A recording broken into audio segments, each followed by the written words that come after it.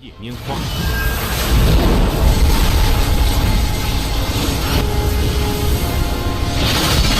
请赐教。阴术护法，逆乱。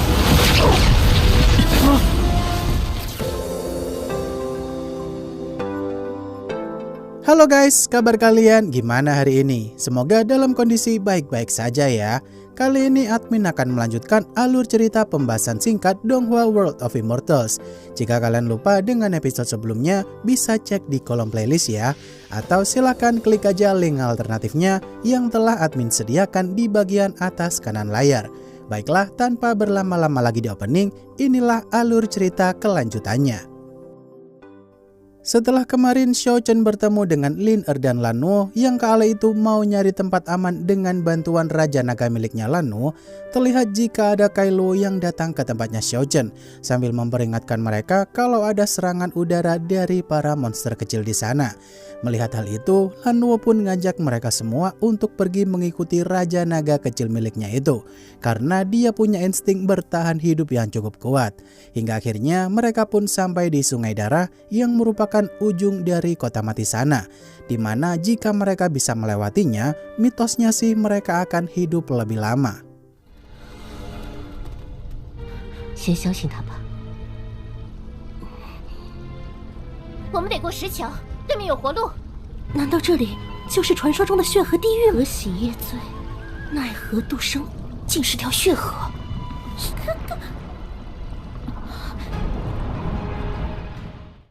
Kai Luo yang saat itu gegabah dan langsung menerobos Sungai Darah itu dengan teman-temannya karena dia udah ketakutan parah.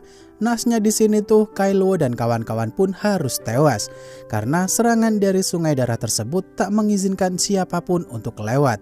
Di waktu bersamaan, mereka yang melihat Dugu dan Biksu Yizhen yang kala itu datang ke tempat tersebut, semua orang pun bersatu padu melawan monster kecil terbang di sana karena prioritas utama mereka kala itu adalah sama-sama selamat.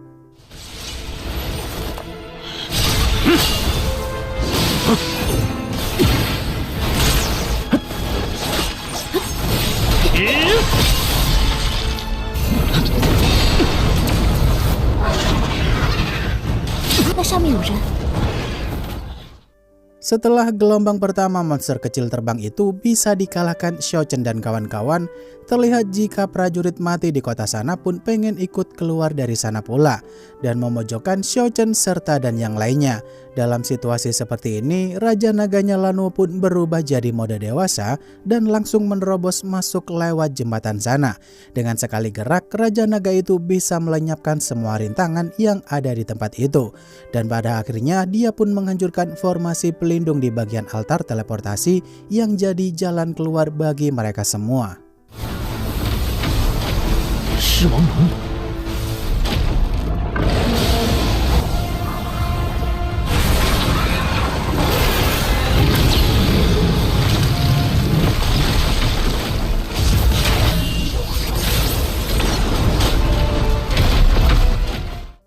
Melihat Raja Naganya Lan Nuo berhasil membuka jalan aman bagi mereka semua, tentu aja semua orang pun langsung OTW melewati jembatan maut itu tanpa kendala. Di momen ini, Keke pun merasakan kunci yang akan menggerakkan altar teleportasi itu supaya bisa berfungsi. Sedangkan di sisi lain, Liu Mu memeriksa formasi teleportasi itu, di mana altar di sana menggunakan metode pengorbanan darah supaya altar tersebut bisa aktif. Mendengar hal itu, mereka pun mengorbankan sedikit darah masing-masing untuk mengaktifkan altar di tempat itu.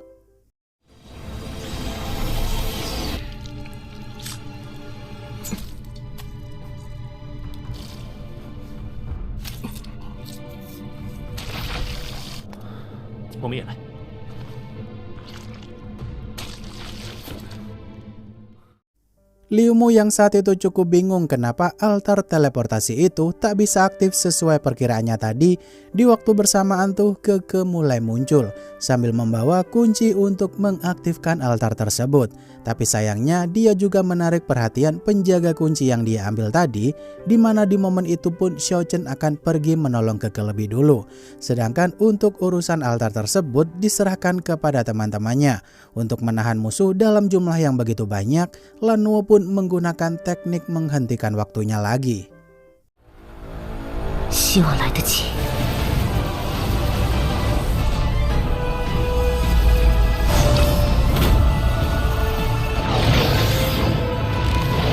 竟是能调动时间神则的高手。神则。 Xiao Chen yang akhirnya berhasil juga pergi ke tempat Keke dan berhasil pula menyelamatkannya dari serangan penjaga kunci itu. Di momen itu si Xiao Chen pun memutuskan untuk segera balik ke tempat altar teleportasi supaya mereka bisa pergi dari sana. Tentu saja si penjaga kunci pun tak akan membiarkan Xiao Chen pergi gitu aja nih guys, dimana dia mengejar Xiao Chen sampai sepanjang jalan menuju altar. Di sini kekuatan spiritual Lano yang hampir habis, tentu aja teknik menghentikan waktunya pun tak bisa bertahan lebih lama lagi. 风剑要松动了。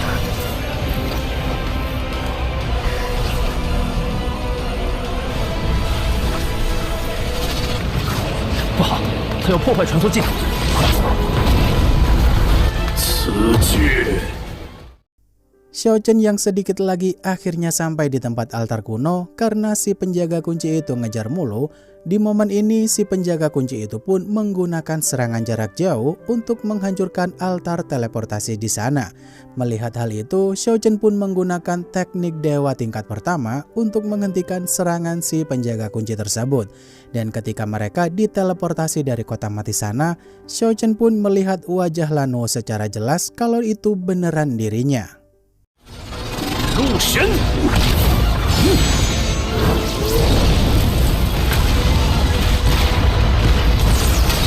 灭世。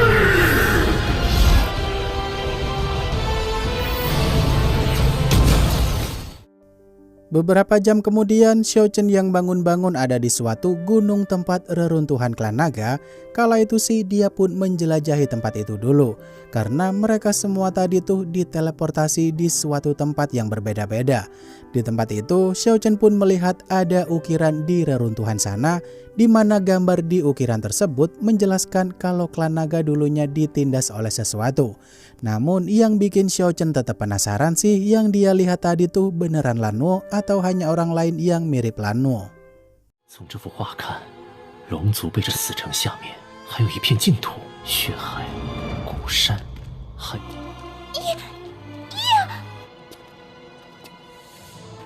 这地方，兰诺。 Sore harinya, Xiao Chen yang berpikir untuk mencari cara menemukan keberadaan Liu Mu dan kawan-kawan tadi, dia pun dihampiri nih oleh Liu Mu serta Biksu Yizhen, yang kala itu berhasil menemukan keberadaan Xiao Chen dengan teknik ruang milik Liu Mu. Kala itu, Liu Mu ngasih tahu Xiao Chen nih, kalau Ruyen menemukan tempat yang aman bagi markas sementara mereka. Di sana juga ada Yan Qingcheng yang membantu Ruyen mempersiapkan makan malam. Di momen itu, Xiao Chen pun tak sengaja melihat ada dua raja naga kecil yang sedang bertarung di dekat mereka.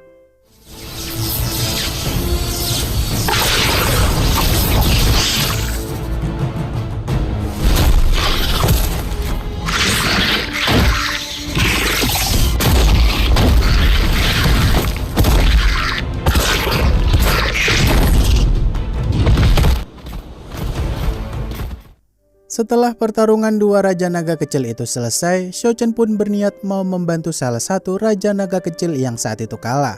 Namun dia tak mau menerima bantuan dari Xiao Chen, bahkan bantuan dari Keke juga ditolak pula. Padahal mereka sama-sama binatang sihir. Setelah itu, Xin pun beralih ke tempat Ruyen yang kala itu nyuruh Yan Qingcheng untuk nyiapin ini itu seperti budak. Karena kematian para saudarinya Ruyen tuh ada sangkut pautnya dengan Yan Qingcheng. Dan ketika Xiao Chen dan kawan-kawan sampai di tempat itu, Ruyen seketika pasang wajah yang sangat ramah, seolah-olah dia menutupi sesuatu. 可是做奴婢，是做这种事，难免有怨气。不死门传人养尊处优，只能在周围寻找食物，无法调动真元，连条鱼都抓不回来，出去半天竟然只采了些野果，堂堂不死门传人。 Malam harinya, Xiao Chen yang menemani Liu Mu dan Biksu Yizhen minum-minum untuk merayakan keselamatan mereka dari maut kemarin. Kala itu sih Biksu Yizhen masih penasaran tuh sama asal muasal Xiao Chen yang berasal dari alam bawah. Namun yang bikin heran lagi, kenapa Xiao Chen bisa mempelajari aliran bela diri dewa yang berasal dari prasasti di alam atas sana.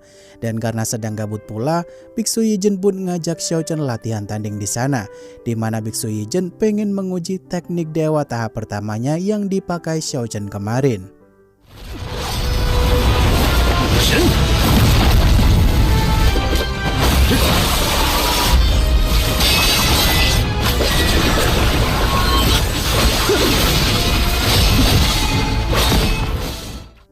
Biksu Yijin yang benar-benar takjub dengan teknik dewa milik Xiao Chen ternyata punya daya serang yang begitu kuat, padahal Xiao Chen make versi kecilnya doang. Kala itu Biksu Yijin bertanya kepada Xiao Chen apakah dia udah memahami tingkat kedua dari teknik tersebut.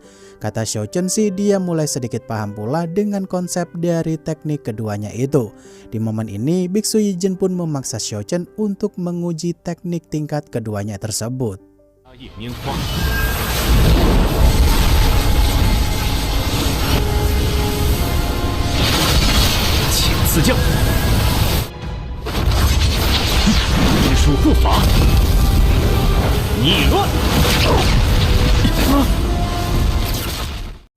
Esok harinya, Xiao Chen yang berhasil mengambil kembali 2 telur naga yang kemarin dia sembunyikan. Terlihat jika 2 telur naga itu menunjukkan reaksi tanda-tanda jika telur tersebut akan segera menetas. Setelah ditunggu cukup lama, 2 telur naga itu pun beneran menetas dan lahirlah 2 raja naga kecil sekaligus. Tentu aja semua orang auto full senyum nih. Kira-kira siapakah yang bakal dipilih raja naga tersebut untuk jadi rekannya?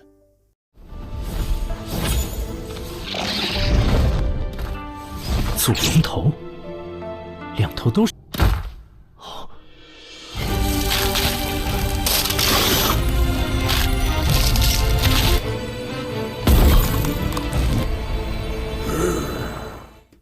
Salah satu raja naga yang memilih Biksu Yijin sebagai rekannya, tentu aja Biksu Yijin merasa nggak enak nih sama Xiao Chen. Mengingat Xiao Chen udah susah payah dapetin telur naga itu beberapa hari lalu. Dan karena Xiao Chen tak keberatan karena raja naga itu berjodoh dengan Biksu Yijin. Setelah itu raja naga satunya lagi sih memilih Liu Mu untuk jadi rekannya. Dimana Liu Mu yang kurang suka dengan binatang sihir, dia pun rada-rada geli nih guys jika harus punya partner binatang sihir. 萧兄弟，接下来有何打算？趁龙王到与柳木投缘。一真，咱俩换换行不行？这什么龙？那2颗龙蛋都孵化了，刚才发生了何事？别过来啊！你干什么？别蹭我！ Esok harinya Biksu Yijin yang pisah dengan Xiao Chen karena dia mau melatih raja naganya itu supaya bisa jadi kuat. Di momen ini sih Xiao Chen dan kawan-kawan pun pergi ke tempat lain. Dan kala itu dia melihat pemuda dari suku barbar bernama Niuren yang dikejar-kejar oleh hantu iblis. Karena tak tega, Xiao Chen pun melindungi Niuren dari serangan hantu iblis yang saat itu sedang nyari mangsa. Yang mana hantu iblis itu masih terobsesi mengumpulkan energi kehidupan untuk alasan yang masih belum dijelasin. 士兵官里的那人，我需要阳气。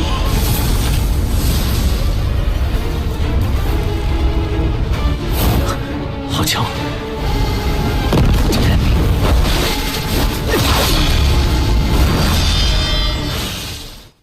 Xiao Chen yang saat itu menahan setiap serangan hantu iblis itu sambil melindungi Niuren. Terlihat jika Keke saat itu juga mau bantu Xiao Chen nih dan mulai mengeluarkan pohon sucinya itu. Melihat Keke punya pohon suci dan mampu mengendalikannya pula, seketika jantung hantu iblis itu pun berdetak kencang. Di mana hantu iblis itu juga mengingat sedikit tentang masa lalunya yang ada sangkut pautnya dengan pohon sucinya Keke. Dirasa hantu iblis itu lengah, Xiao Chen pun membawa Niuren pergi dari sana.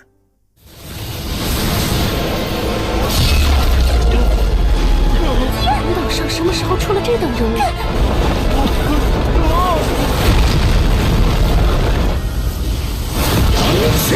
龙族圣书，快跟我走！ Waduh, kira-kira ada hubungan apa tuh antara si hantu iblis dengan pohon sucinya Keke? Apakah dulu hantu iblis itu mati karena pohon suci Keke? Cukup misterius nih. Jika kalian suka dengan pembahasan admin Sobat Sinema, jangan lupa kasih like-nya ya guys. Akhir kata, terima kasih untuk kalian yang udah nonton sampai akhir.